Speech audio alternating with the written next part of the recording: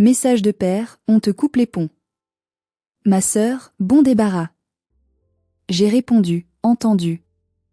Le lendemain, ma mère panique. Ma sœur écrit, aide-nous. J'ai raccroché. Ma vengeance était en marche. Je m'appelle Lison. Ce soir-là, à Limoges, la pluie tombait avec une violence rare, transformant les pavés de la rue de la Boucherie en torrents noirs et luisants. J'étais assise dans mon petit studio de 25 mètres carrés, écoutant le tambourinement incessant de l'eau contre la vitre, quand mon téléphone a commencé à vibrer. Il ne s'est pas contenté de sonner une fois. Il a explosé. Une avalanche de notifications provenant du groupe WhatsApp familial ironiquement baptisé la famille d'abord. Le premier message est apparu, brutal, sans préambule. C'était Stanislas, mon père. Nous te renions. Tu n'es plus ma fille. À partir de ce soir, tu n'existes plus pour cette famille. Tout passera désormais par mon avocat, Maître Marceau.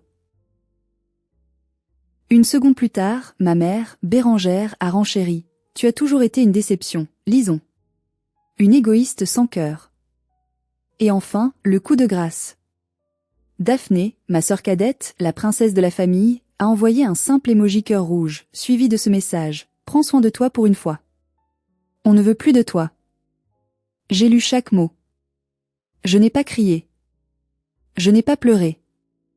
Je n'ai pas supplié. Mes mains ne tremblaient même pas. J'ai simplement tapé un seul mot en réponse. Un mot qui allait sceller leur destin bien plus sûrement qu'ils ne le pensaient. Entendu.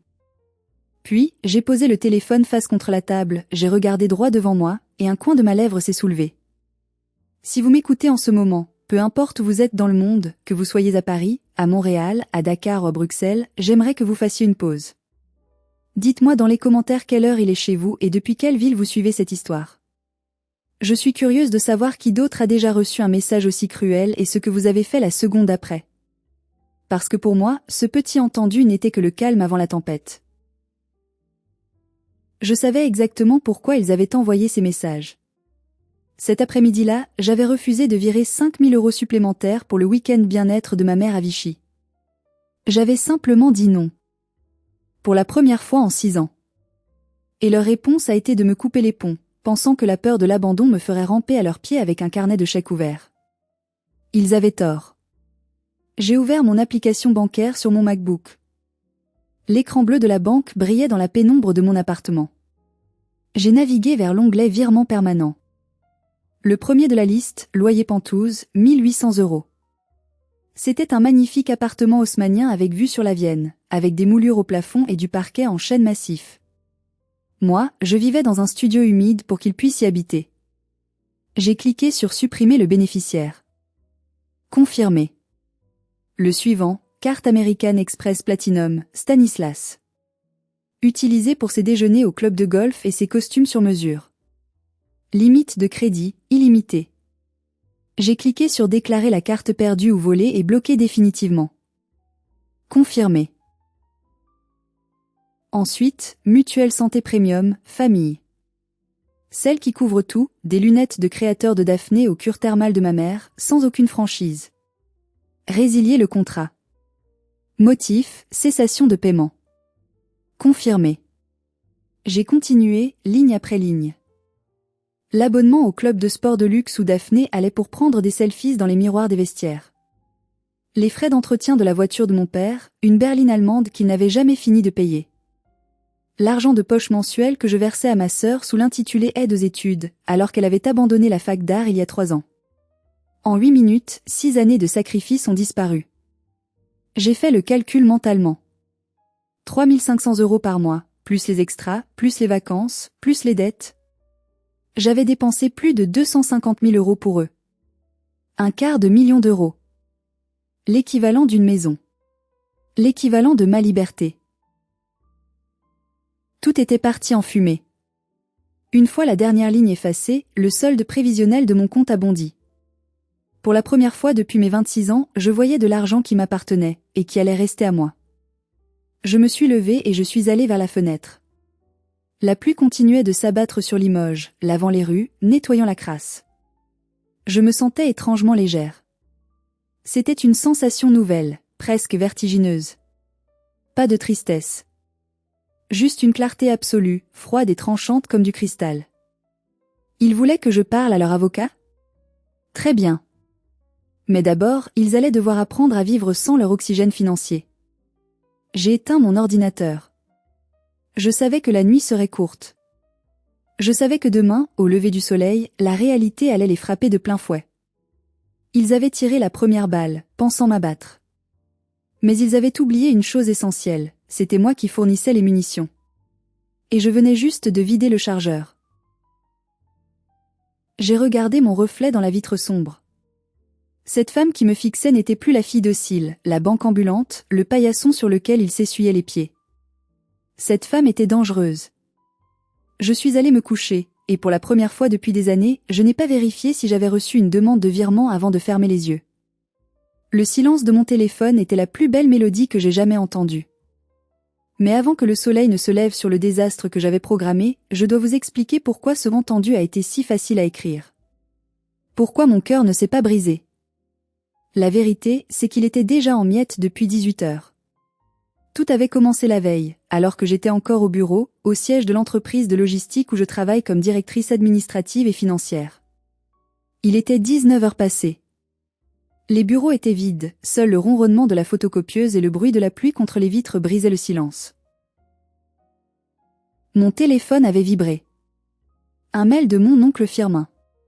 Le frère de mon père. Le mouton noir de la famille, celui qui travaillait le bois de ses mains et que mon père, Stanislas, traitait avec un mépris royal parce qu'il n'avait pas réussi.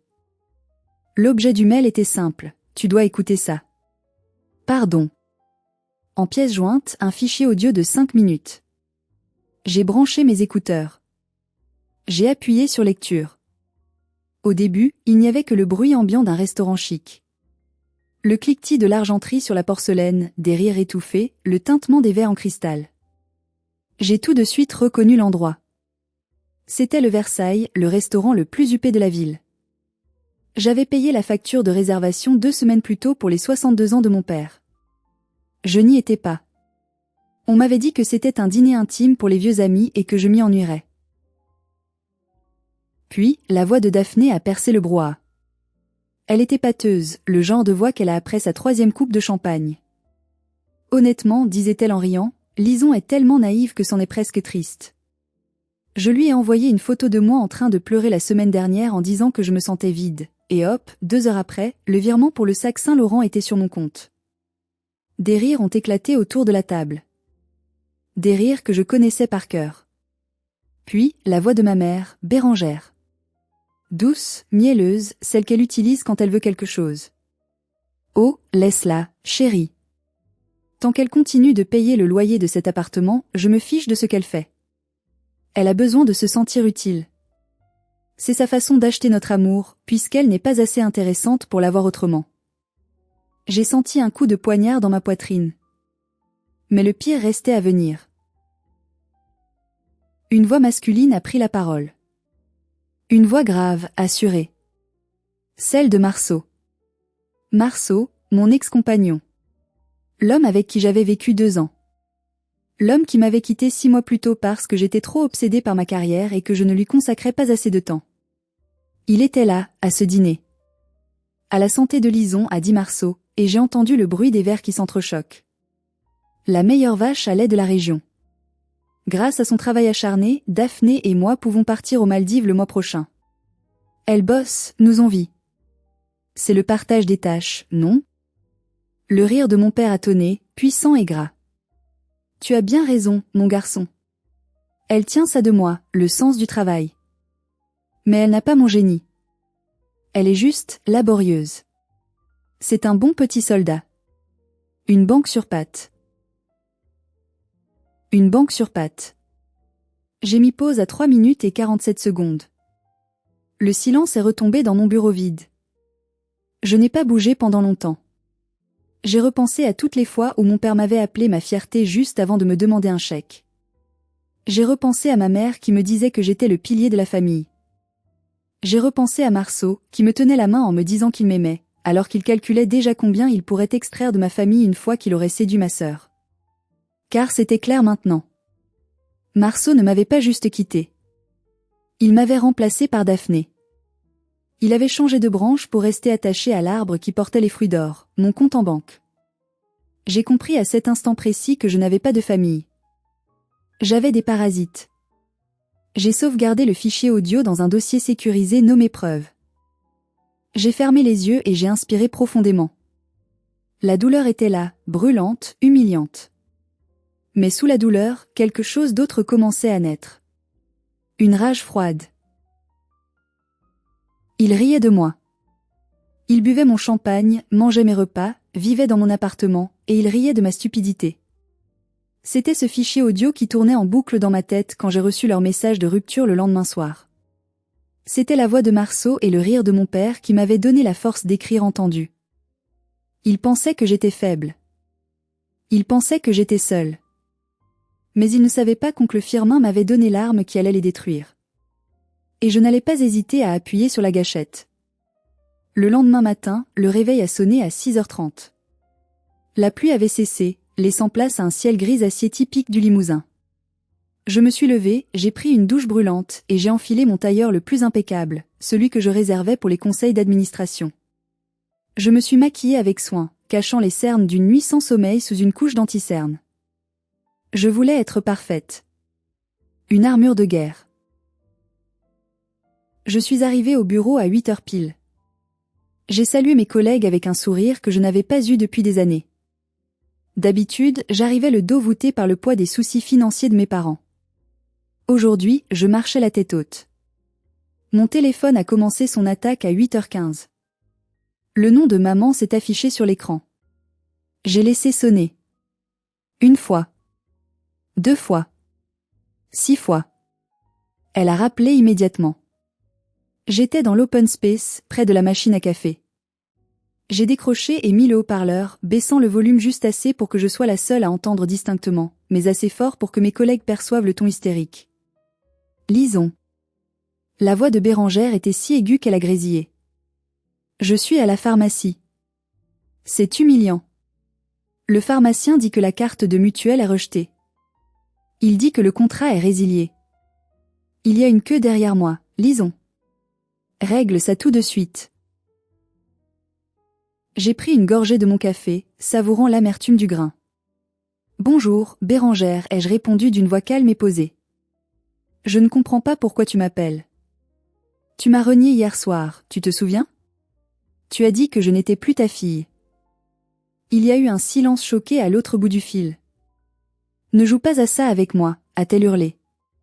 C'est ma crème de jour et mes compléments alimentaires. Ça coûte 400 €. Comment je vais payer? Je te suggère d'utiliser ton propre argent, ou peut-être de demander à ton mari.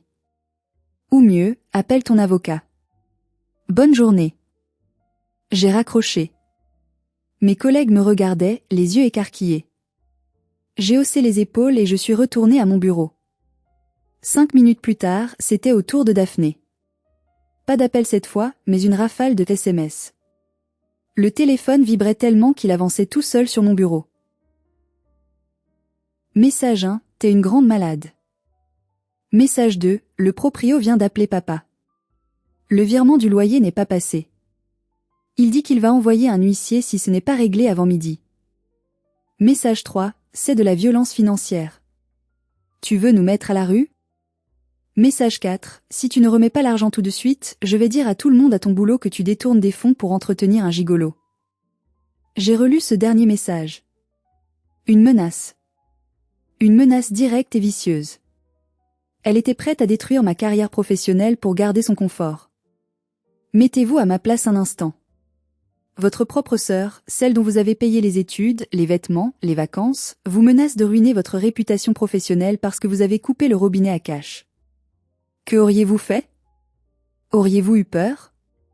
Auriez-vous cédé pour éviter le scandale? Dites-moi dans les commentaires si vous auriez tenu bon ou si vous auriez craqué. Je n'ai pas craqué. Au contraire. Ce message était un cadeau. Une preuve écrite de chantage. J'ai fait une capture d'écran. J'ai répondu par l'image que Daphné m'avait envoyée la veille, le même bye-bye avec son petit cœur rouge. Puis, j'ai éteint mon téléphone personnel et je l'ai rangé dans mon tiroir à clés. Je me suis concentrée sur mon travail. Les chiffres. Les tableaux Excel. La logistique. Des choses logiques, rationnelles, qui ne vous trahissent pas. Vers 11 heures, l'interphone de l'accueil a sonné. La réceptionniste m'a appelé, la voix un peu tremblante. Madame Valois? Il y a un monsieur ici. Un certain maître Marceau. Il dit qu'il doit vous voir d'urgence pour une affaire légale. Il est très insistant. J'ai souri. Le voilà. Le traître en costume cravate. Ils avaient envoyé les chiens de garde. Faites-le monter, ai-je dit. Et demandez à la sécurité de rester pas trop loin. J'ai lissé ma jupe, ajusté mes lunettes. Le jeu commençait vraiment. Marceau pensait venir intimider son ex-copine pleurnicharde. Il allait découvrir qu'il entrait dans la cage d'un lion qui avait faim de justice. La porte de mon bureau s'est ouverte avant même que je ne dise entrer.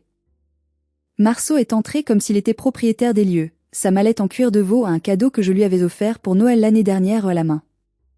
Il portait un costume bleu nuit trop cintré, celui qu'il mettait quand il voulait impressionner un jury. Il n'a pas souri. Il a claqué la porte derrière lui et s'est assis sur la chaise en face de mon bureau sans y être invité. Lison, a-t-il commencé d'une voix grave, celle qu'il travaillait devant le miroir. Tu joues à un jeu très dangereux. Je l'ai regardé par-dessus mes lunettes, mes mains croisées sur le dossier logistique Transport Sud. Bonjour à toi aussi, Marceau. Je vois que tu as gardé la mallette. Elle te va bien. C'est dommage que l'homme qui la porte soit devenu si petit. Il a serré la mâchoire. On ne parle pas de mode ici. On parle de loi. Tu as coupé les vivres à tes parents. Tu sais ce que dit l'article 205 du Code civil français? Les enfants doivent des aliments à leur père et mère ou autres ascendants qui sont dans le besoin. C'est l'obligation alimentaire, lisons. Si je porte plainte demain devant le juge aux affaires familiales, tu seras condamné. Et une condamnation pour abandon de famille, ça ferait tache sur le CV d'une directrice financière, non? Il avait l'air si sûr de lui. Il pensait m'avoir piégé. Il pensait que j'étais juste une comptable ennuyeuse qui ne connaissait rien au droit. J'ai ouvert mon tiroir et j'en ai sorti une chemise cartonnée rouge. Je l'ai posée doucement sur le bureau. Tu as tout à fait raison sur l'article 205, Marceau, ai-je répondu calmement. Mais tu as oublié la jurisprudence. L'obligation alimentaire couvre les besoins essentiels, nourriture, logement décent, soins médicaux de base. Elle ne couvre pas. J'ai ouvert le dossier et j'ai commencé à lire à haute voix. Un appartement de 180 mètres carrés avec vue sur la Vienne. Les cotisations au Golf Club de Limoges. Les sacs à main de luxe pour une sœur adulte et valide qui refuse de travailler. Et surtout, j'ai levé les yeux vers lui, plongeant mon regard dans le sien. Elle ne couvre pas les pleins d'essence d'une Audi A4 appartenant à un tiers. Un certain maître Marceau, avocat au barreau. Le visage de Marceau a viré au gris cendre. De quoi tu parles, a-t-il bégayé, sa belle assurance se fissurant. J'ai sorti un relevé bancaire surligné en jaune. Carte supplémentaire American Express de mon père. J'ai remarqué des débits réguliers à la station-service Total de l'avenue Baudin. Toujours du diesel premium. Mon père roule à l'essence, Marceau. Toi, tu roules au diesel.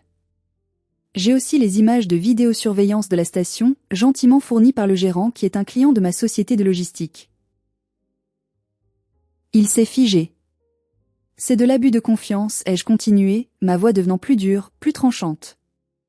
Détournement de fonds. Complicité d'escroquerie. Si tu déposes une plainte contre moi pour obligation alimentaire, je dépose une plainte contre toi auprès du bâtonnier de l'ordre des avocats pour faute déontologique grave et vol. Tu seras radié avant même que l'encre de ta plainte ne soit sèche. Il s'est levé brusquement, renversant presque la chaise. Il tremblait. Pas de peur, mais de rage contenue. Tu n'oserais pas, a-t-il sifflé. Tu aimes trop ta petite tranquillité. La Lison que tu as connue est morte hier soir, tuée par votre mépris, ai-je répondu. La femme qui est devant toi n'a plus rien à perdre. Alors, sors de mon bureau. Et dis à mes parents que s'ils veulent un centime, ils devront le demander à un juge. Et je viendrai avec ce dossier. Il m'a regardé une dernière fois avec une haine pure, a attrapé sa mallette et a quitté la pièce presque en courant. Quand la porte s'est refermée, j'ai expiré longuement. Mes mains ne tremblaient toujours pas. Au contraire. Je me sentais puissante. Invincible. Je venais de mettre en échec un avocat avec un simple relevé bancaire. Mais je savais que ce n'était pas fini. Marceau était un lâche, et les lâches, quand ils sont blessés, ne se battent pas à la loyale. Ils attaquent dans le dos. Ils allaient utiliser leur arme favorite, la rumeur. Je ne m'étais pas trompée. Dès le lendemain midi, les murmures ont commencé. Limoges est une ville moyenne, une ville de province où tout le monde connaît tout le monde. Les cercles bourgeois sont étroits. Stanislas et Bérengère n'avaient pas perdu de temps. Une amie de lycée m'a envoyé un message. « Lison, est-ce que c'est vrai que tu as mis tes parents à la rue parce qu'ils sont vieux et malades ? Ta mère pleure au marché en disant que tu ne leur donnes même plus de quoi manger. » Puis un autre message d'un cousin éloigné. « Je ne pensais pas que tu étais capable d'une telle cruauté. Laisser ta sœur sans ressources alors qu'elle est en dépression ?» Ils étaient en train de réécrire l'histoire. Ils se posaient en victime d'une fille ingrate et riche qui avait oublié ses racines. Ils utilisaient leur réseau social, l'église, le club de golf, pour détruire ma réputation. Ils voulaient m'isoler, me faire honte, pour que je cède sous la pression sociale. C'était leur erreur fatale. Ils pensaient que je me cacherais. J'ai ouvert mon ordinateur personnel ce soir-là. J'ai respiré profondément l'odeur du café frais, écoutant le calme de mon studio. J'ai ouvert ma boîte mail et j'ai cliqué sur Nouveaux messages. Dans le champ CCI, copie carbone invisible, j'ai commencé à taper les adresses. Une liste que je gardais précieusement depuis des années, au cas où. Le père Guillaume, le curé de leur paroisse, qui prêchait la charité tous les dimanches. Le président du conseil d'administration du golf club de la Porcelaine. Les membres du bureau de l'association caritative où ma mère jouait les grandes dames. Les anciens associés de mon père. Le bâtonnier de l'ordre des avocats, le patron des avocats de la région. Et enfin, l'associé principal du cabinet où travaillait Marceau. En tout, 211 destinataires. L'élite de Limoges. Les gens dont l'opinion comptait plus que tout pour mes parents. Objet, clôture définitive des MON soutien financier à la famille Valois, la vérité. Le corps du mail était court, clinique, chirurgical. Mesdames, messieurs, depuis 48 heures, des rumeurs circulent concernant ma décision de cesser tout soutien financier à mes parents, Stanislas et Bérengère Valois, ainsi qu'à ma sœur Daphné. Pour la transparence et pour protéger mon intégrité professionnelle, je me dois de rétablir les faits avec des preuves tangibles. Vous trouverez ci-joint 2 documents, un relevé financier exhaustif des 6 dernières années, détaillant les 254 000 € que j'ai versés pour maintenir leur train de vie, incluant les frais de golf, les voyages de luxe et les dépenses personnelles de Maître Marceau. Un enregistrement audio daté d'avant-hier, pris au restaurant Le Versailles, où vous entendrez les bénéficiaires de cette aide expliquer leur véritable considération à mon égard. J'ai attaché le fichier Excel. J'ai attaché le fichier audio MP3. Mon doigt a plané au-dessus du bouton envoyer. C'était le point de non-retour. Une fois ce mail parti, il n'y aurait plus de réconciliation possible. C'était la terre brûlée. C'était l'humiliation publique totale pour eux. J'ai repensé au rire de mon père dans l'enregistrement, une banque sur pattes. J'ai cliqué sur envoyer. Le petit bruit whoosh du mail qui part à résonner dans la pièce. C'était le son le plus satisfaisant du monde. Il était 19h17. À 19h30, mon téléphone s'est mis à clignoter comme une guirlande de Noël. Mais cette fois, je n'ai pas répondu. J'ai versé un verre de vin rouge, je me suis assise dans mon fauteuil, et j'ai regardé la pluie recommencer à tomber dehors. Je savais exactement ce qui se passait à l'autre bout de la ville. Les notifications de lecture arrivaient les unes après les autres. Ils écoutaient. Ils lisaient. Ils découvraient que la Sainte Famille Valois était une escroquerie financée par la fille qu'ils méprisaient. Le château de cartes venait de s'effondrer. Le lendemain a été une journée d'apocalypse pour ma famille, et une journée de silence étrange pour moi. Le premier domino à tomber a été le golf club. J'ai appris plus tard par une secrétaire que j'avais aidé autrefois que Stanislas s'était présenté à l'accueil à 9h pour son parcours habituel. Sa carte de membre ne passait pas. Mais ce n'était pas le pire. Le président du club, un homme rigide et à cheval sur les principes, est sorti de son bureau. Il tenait une impression de mon fichier Excel. Devant tout le hall, devant ses amis, il a dit à mon père, « Stanislas, tu nous as dit que tu étais un investisseur à succès. Je vois ici que c'est ta fille qui paie tes cotisations depuis 2018. Et pire, je t'entends sur cet enregistrement te moquer de ceux qui travaillent. Nous n'aimons pas les parasites ici. Tu es suspendu. » Mon père est reparti, rouge de honte, sous les regards goguenards des caddies. Ensuite, l'église. Le père Guillaume m'a laissé un message vocal. Sa voix tremblait. « Lisons, ma fille. » J'ai écouté. J'ai lu.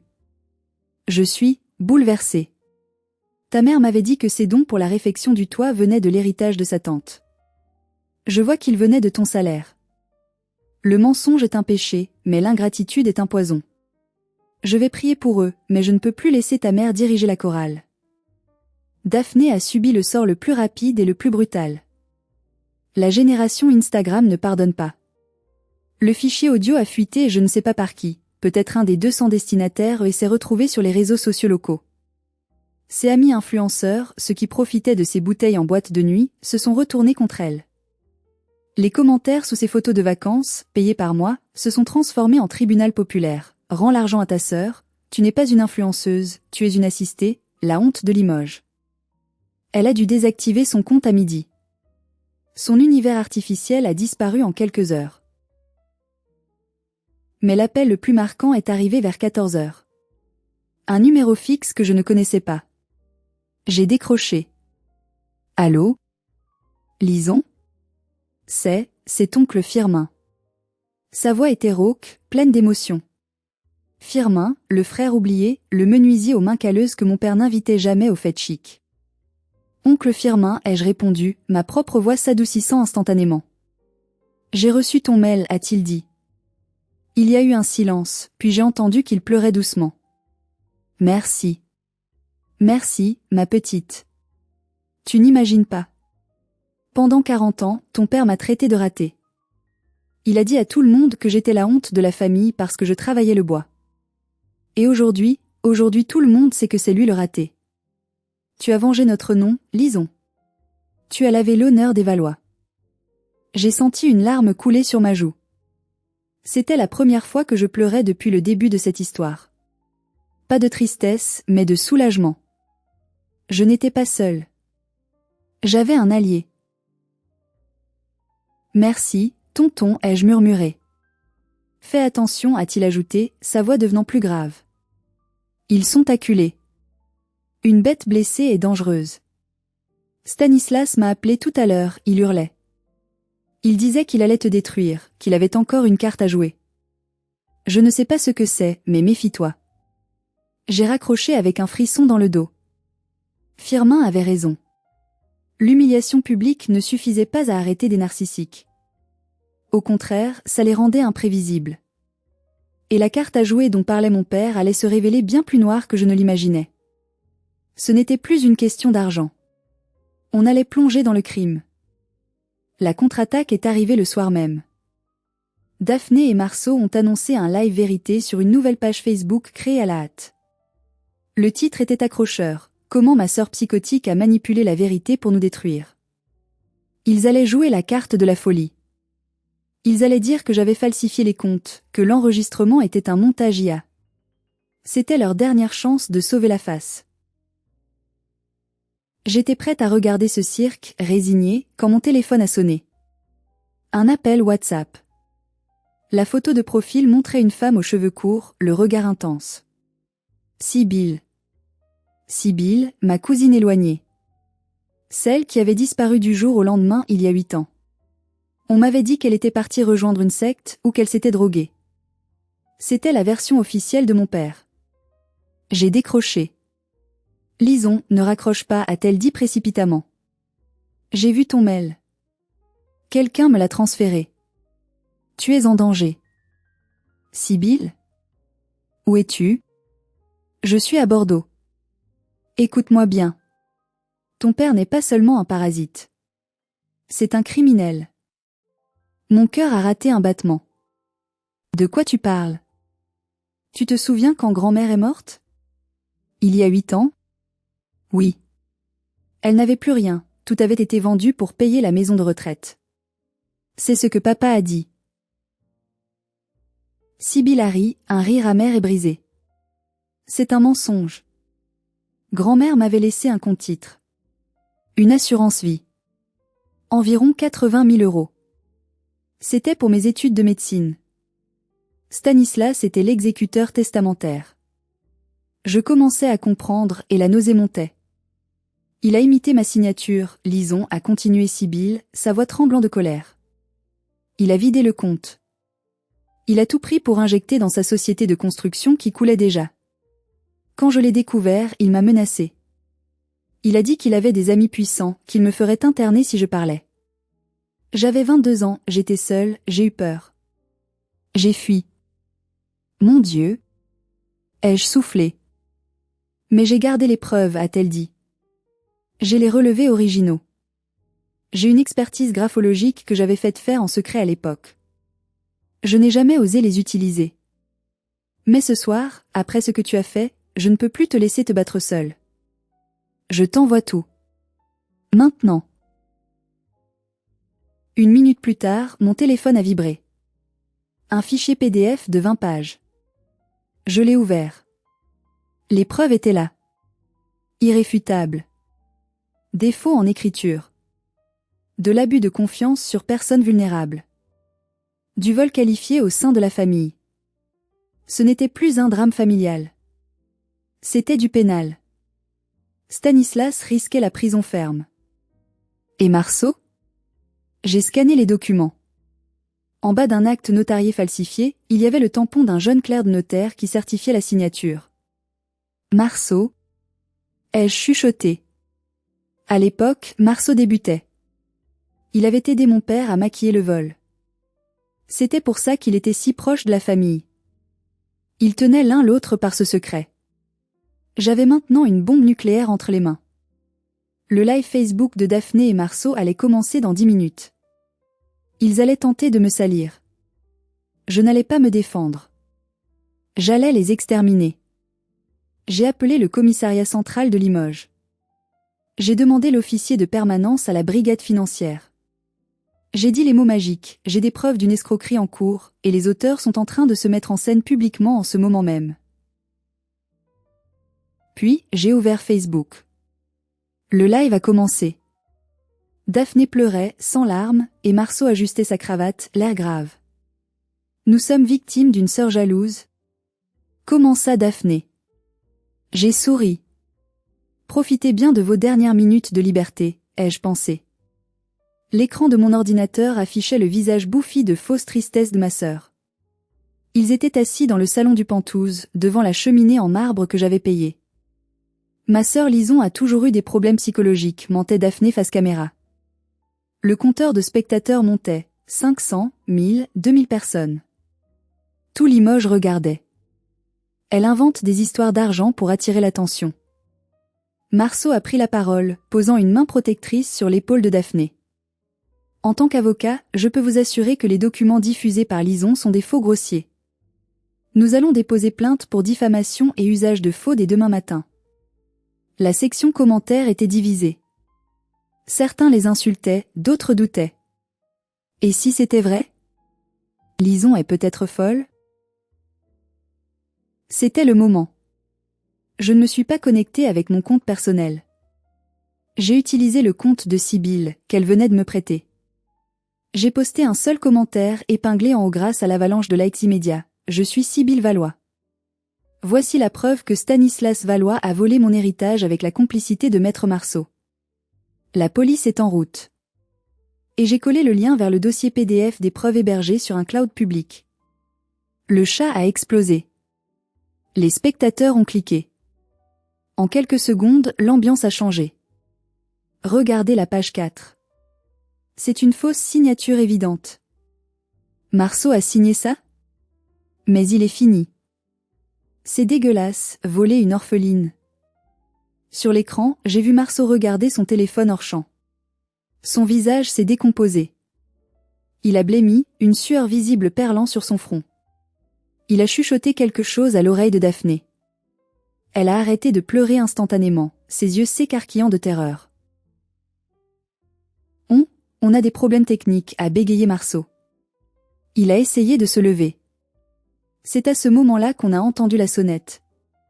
Une sonnerie longue, impérieuse. Celle qu'on n'ignore pas. Puis, des coups contre la porte. Police. Ouvrez. Le micro du téléphone de Daphné était excellent. Il a capté chaque son. Le bruit lourd de la porte d'entrée qui s'ouvre, ils avaient oublié de la verrouiller dans leur arrogance. Des voix fortes ont envahi le salon. 2 officiers en uniforme et un inspecteur en civil sont entrés dans le champ de la caméra. Monsieur Stanislas Valois ? Vous êtes en état d'arrestation pour faux, usage de faux et abus de confiance, a déclaré l'inspecteur. On a vu mon père apparaître en arrière-plan, en robe de chambre, l'air hagard. Mais, je suis Stanislas Valois. Vous ne pouvez pas. Menottes, a ordonné l'inspecteur. Et le monde entier a vu. Ils ont vu les menottes se refermer sur les poignets de mon père. Ils ont vu Marceau tenter de s'éclipser vers le couloir, intercepté par un agent. Maître Marceau, nous avons aussi quelques questions pour vous concernant une certification frauduleuse en 2016. Daphné est restée seule face à la caméra, figée, la bouche ouverte, regardant son monde s'écrouler en direct. Elle a regardé l'objectif, comme si elle me voyait à travers l'écran. Lisons. A-t-elle murmuré, la terreur pure dans la voix. Qu'est-ce que tu as fait ? Le flux vidéo s'est coupé brutalement. Un policier avait sans doute éteint le téléphone. Je me suis laissé retomber dans mon fauteuil. Le silence est revenu dans mon appartement. Mais cette fois, ce n'était pas un silence vide. C'était le silence après la bataille. Le silence de la victoire. J'avais non seulement coupé les ponts, mais j'avais dynamité le pont, la rivière et toute la vallée. Je n'ai ressenti aucune joie sadique. Juste une immense fatigue. C'était fini. Le mal était extirpé. Mais je savais qu'il restait une dernière confrontation. L'acte final. Car les monstres reviennent toujours une dernière fois pour essayer de vous faire douter. Une semaine a passé. Une semaine de procédures, d'interrogatoires, de scandales médiatiques local. Le journal Le Populaire du Centre en avait fait sa une, la chute de la Maison Valois. Je n'avais répondu à aucun appel. Ni ceux de ma mère, ni ceux de Daphné. Un soir de novembre, je rentrais chez moi à pied. Il pleuvait encore. Comme si le ciel de Limoges voulait laver toute cette saleté. Je marchais vers ma nouvelle résidence, un immeuble sécurisé avec gardien que je venais de louer pour moi, cette fois. En arrivant devant le portail, je les ai vus. 2 silhouettes sous un abribus, trempées, misérables. Bérengère et Daphné. Elles n'avaient plus de voiture saisie par la justice. Elles n'avaient plus de chauffeur. Elles portaient des manteaux qui avaient l'air chers mais qui étaient trempés et froissés. Ma mère avait vieilli de 10 ans en 7 jours.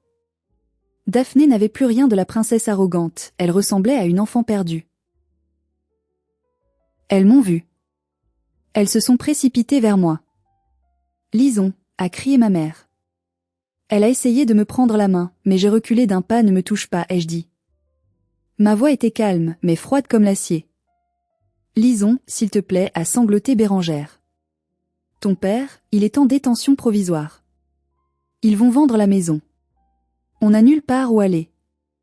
On n'a plus rien. Tu ne peux pas nous laisser à la rue. On est ta famille. Daphné s'est avancée, les yeux rouges. Je suis désolée, lisons. Je te jure. J'étais bête, j'étais manipulée par Marceau. Il m'a dit que c'était toi la méchante. Pardonne-moi. Je suis ta petite sœur. J'ai regardé ces 2 femmes. Celle pour qui j'avais sacrifié ma jeunesse, mes économies, mes amours. J'ai ressenti une vague de pitié. Pas de l'amour. Juste de la pitié, comme on en ressent pour un animal blessé sur le bord de la route. Mais je savais que si je les laissais entrer, même juste pour une nuit, elles me dévoreraient à nouveau. C'étaient des trous noirs. J'ai sorti une enveloppe de mon sac. Tenez, ai-je dit en tendant l'enveloppe à Daphné. Ses yeux se sont illuminés. Elle a cru que c'était un chèque. De l'argent. Le retour de la banque Lison. Elle l'a ouverte fébrilement. Ce n'était pas un chèque. C'était une liste. Une liste d'adresses. Qu'est-ce que c'est ? A-t-elle demandé, confuse. C'est la liste des foyers d'hébergement d'urgence de la Haute-Vienne, ai-je répondu. Et l'adresse d'une agence d'intérim qui cherche des ouvriers pour l'usine de porcelaine. Ils embauchent sans diplôme. Elles sont restées bouche bée. Tu nous donnes des adresses de foyers, a balbutié ma mère, outrée malgré sa détresse. Nous ? Les Valois ? Dans un foyer ? Les Valois n'existent plus, Bérengère, ai-je tranché. Il ne reste que des citoyens ordinaires qui doivent travailler pour vivre. Comme moi. Comme tout le monde. Tu es un monstre, a craché ma mère, son vrai visage revenant au galop dès qu'elle a compris qu'il n'y aurait pas d'argent. Non, ai-je souri tristement. Je suis juste le résultat de votre éducation. Vous m'avez appris que tout se paie. Eh bien, l'addition est arrivée. J'ai tapé le code de mon portail. La lourde grille en fer s'est ouverte. Lison, ne pars pas, a crié Daphné, paniquée. Je me suis retournée une dernière fois. La Lison que vous cherchez est morte la nuit où vous l'avez reniée par SMS. Adieu. Le portail s'est refermé avec un claquement métallique définitif. Je les ai laissées là, sous la pluie, face à la réalité qu'elles avaient fui toute leur vie. J'ai monté les escaliers vers mon appartement. J'ai enlevé mon manteau mouillé. J'ai préparé un thé. Et pour la première fois de ma vie, le silence dans ma tête était total. Pas de culpabilité. Pas de si. Juste la paix. 6 mois ont passé. Le printemps est arrivé en Limousin, transformant les collines grises en océans de verre. Ma vie a changé du tout au tout. Avec l'argent que je ne donnais plus à ma famille, ces fameux 3500 € par mois, j'ai pu investir pour moi. J'ai acheté une petite maison en pierre, à 10 km de la ville. Elle n'est pas grande, pas luxueuse comme le Penthouse, mais elle a quelque chose de plus précieux, un jardin. Je suis en train de planter des rosiers. C'était mon rêve d'enfant, celui dont mon père se moquait en disant que jardiner, c'est pour les domestiques. Aujourd'hui, j'ai les mains dans la terre, et je n'ai jamais été aussi heureuse. Les nouvelles des autres me parviennent parfois, bien que j'ai bloqué tous les numéros. Stanislas a été condamné à 2 ans de prison avec sursis et à une amende énorme qui a englouti tout ce qui restait de la vente de leurs biens. Il vit dans un studio HLM, seul. Marceau a été radié du barreau pour 5 ans. Il a quitté la région, la queue entre les jambes. Sa carrière est finie. Bérengère vit avec une pension de retraite minimum. On m'a dit qu'elle passait ses journées à raconter à qui veut l'entendre que sa fille l'a volée, mais plus personne ne l'écoute. Et Daphné ? C'est peut-être la seule note d'espoir. J'ai appris par oncle Firmin qu'elle avait pris le poste à l'usine de porcelaine. Elle emballe des assiettes 8 heures par jour. C'est dur. Elle a mal au dos. Mais pour la première fois, elle gagne son propre argent. Peut-être qu'un jour, dans 10 ans, elle deviendra une personne décente. Mais ce ne sera pas grâce à mon aide. Ce sera grâce à son travail. Quant à moi, j'ai créé une petite association avec oncle Firmin. La bourse Lison et Firmin. Nous aidons 3 étudiants par an. Pas des enfants de riches, mais des jeunes qui, comme moi, doivent travailler pour soutenir leur famille. Nous leur payons leurs études pour qu'ils n'aient pas à sacrifier leur avenir. Hier, j'ai reçu la première lettre de remerciement d'une étudiante. Elle a écrit « Grâce à vous, je peux respirer. » Respirer. C'est exactement ça. Je raconte cette histoire aujourd'hui non pas pour me venger, mais pour témoigner. Je sais qu'il y a des milliers de Lisons qui m'écoutent. Des personnes qui se consument pour réchauffer ceux qui ne les aiment pas. Si mon histoire a résonné en vous, s'il vous plaît, laissez un j'aime sur cette vidéo et partagez-la. Et surtout, racontez-moi votre histoire dans les commentaires. Avez-vous réussi à couper les liens toxiques ? Ou cherchez-vous encore le courage de le faire ? On se soutient les uns les autres ici. Abonnez-vous pour ne pas rater les prochaines histoires de résilience. Je pose ma pelle de jardinage. Le soleil se couche sur mes rosiers. Je prends mon téléphone. Aucun message de menace. Aucune demande d'argent. Juste un message de Sibylle, on dîne ensemble ce soir ? J'apporte le vin. Je souris. Je tape, entendu. À tout de suite. Le mot entendu ne signifie plus la soumission. Il signifie que je suis prête à écouter la vie, la vraie, celle qui commence quand on a enfin le courage de dire non. C'est ça, mon héritage. Ma liberté. Et elle a le parfum des roses après la pluie. The same sliding guy showed up in October. This time, he seemed to be going through his own troubles. I don't know how, I could just tell, and I felt less alone. Eventually, October 25 rolls around, and holy shit, I, again, found myself questioning my life choices. My husband totaled his car in February, which left me at home with 2 little ones, 24/7. That shit takes a toll on your mental health. Anyway, TikTok had turned into an escape for me, and crazy enough, the slider came back onto my For You page. But this year was different. This year, he had stuck around and was doing live streams. I got to see that this guy who popped up every time I needed an escape from reality was a genuine and kind human whose soul shone through and was beautiful. That slider was you, Fry. I meant to say, without me, oopsies. Okay. Oh. I see. The craziest part of all this, however, is that back in March of 2025, I had a dream that you reached 10K subscribers on Twitch. Whoa. That's crazy. I know that sounds insane, but I'd never dreamt of you before. When I woke up from that dream, I was ultimately confused. It happened exactly the way it happened back in January. Noah was even present and said in the dream, even though I'd only ever seen him appear a handful of times on your TikToks at this time. I've had dreams like this my entire life. Usually the dream is about something as mundane as going to the grocery store or listening to a song in the car. I'm going to choose to believe that this dream means that you're on the right track. Keep going. Go, Carter, go. You're doing amazing. I won't read your name because I did read part of the letter I think you requested me not to read, so I think I did all right on that, so to whoever in chat said that I can't read, fuck you.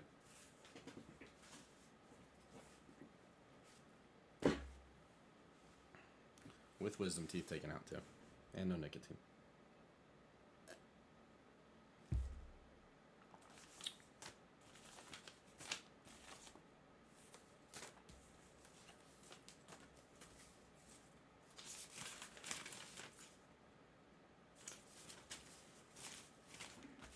Sorry. Don't fucking play with me right now. I'm fucking dead ass, dude. As if I wasn't aggressive before. It's only gonna get worse for the next week or so. Like, I'm having my good moments, but fuck, man. When it comes out, it comes out.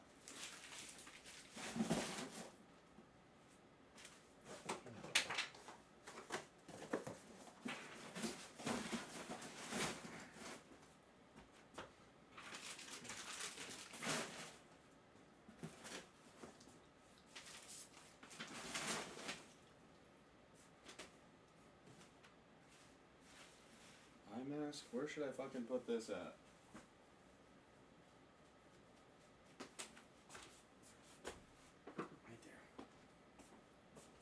Right there.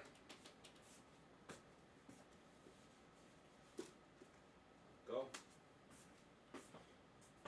There you go. Okay.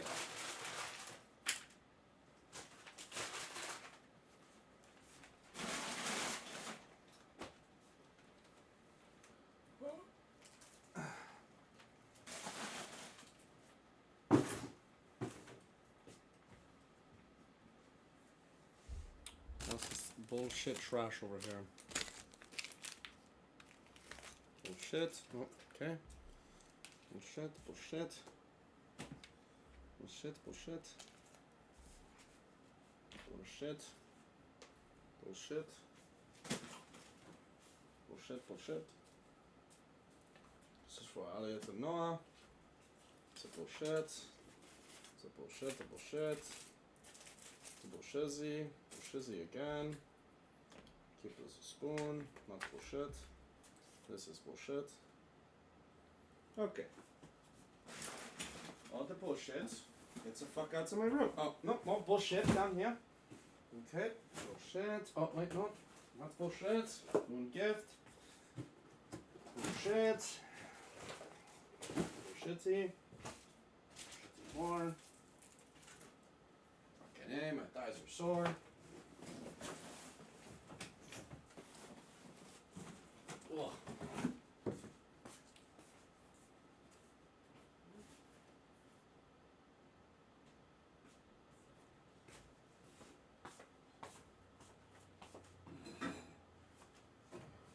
Fucking A. Losing my mind. Okay. Now what do we do, chat? Now what do we do?